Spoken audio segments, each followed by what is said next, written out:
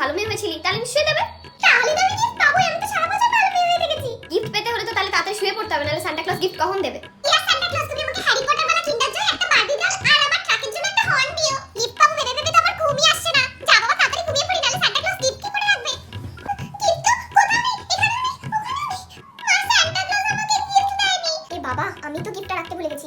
না, ওকে এবার সত্যি কথাটা বলেই দিতে হবে যে সান্টা ক্লজ বলে কিছু হয় না। কোনটি তোকে একটা কথা বলছি, সান্টা ক্লজ রিয়েল হয় না রে, সান্টা ক্লজ বলে কিচ্ছু হয় না, ওটা